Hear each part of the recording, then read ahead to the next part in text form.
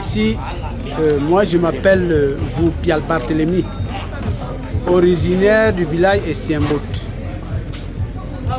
Essiembot, c'est un village qui est à 32 km de Messamena. Je viens ici présenter l'arbalète. L'arbalète pour moi c'est une arme de chasse de nos ancêtres, de nos parents, de nos arrière-grands-parents. Aujourd'hui on ne l'utilise plus parce que normalement on a défendu la chasse. Et on a défendu aussi les armes. Donc si vous voulez faire la chasse, il faut avoir une arme réglementée par l'État. Donc c'est pour cela que quand mon grand-père avec cette arme, l'État l'avait scellée. Vous voyez comment ils ont scellé ici. Ils ont scellé pour qu'on ne fasse plus la chasse avec. Maintenant, tu ne peux plus manier, mettre la flèche pour pouvoir chasser avec. Et c'est cette flèche-là qu'on chasse avec. Et cette flèche, ça s'appelle en langue Kozime. La flèche. Bapan. Ça s'appelle Bapan. Et ça va à plus de 100 mètres. 100 mètres. Ça va à plus de 100 mètres.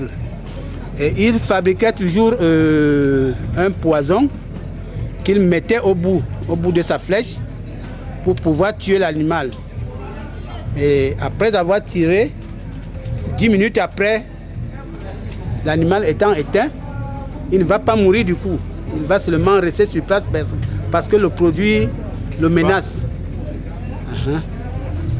Bon, ce produit-là, on l'appelait Néa.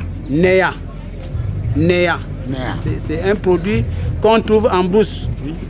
Et nos parents nous ont montré ce produit et la composition.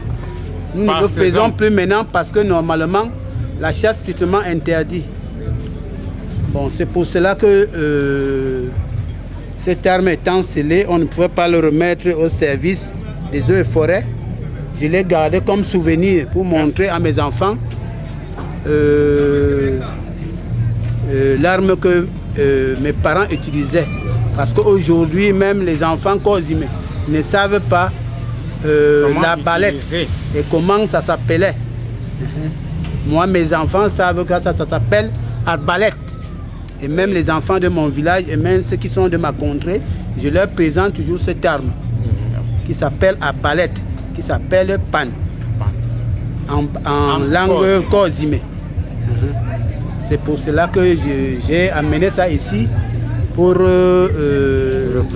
présenter notre patrimoine. Notre patrimoine, c'est un peu comme ça. Et lui, il est venu avec moi parce qu'il était aussi un enseignant dans mon village et je le voyais toujours faire la chasse avec l'arbalète. Et on nous a demandé de fabriquer au moins l'arbalète pour aussi présenter une arbalète fabriquée. Vous voyez quand même, il y a une différence entre celle qui est fabriquée et celle qui a été laissée par nos aïeux. Merci. Et celle-ci n'est pas scellée. Elle n'est pas scellée. On peut mettre la flèche là maintenant et on peut tuer l'oiseau.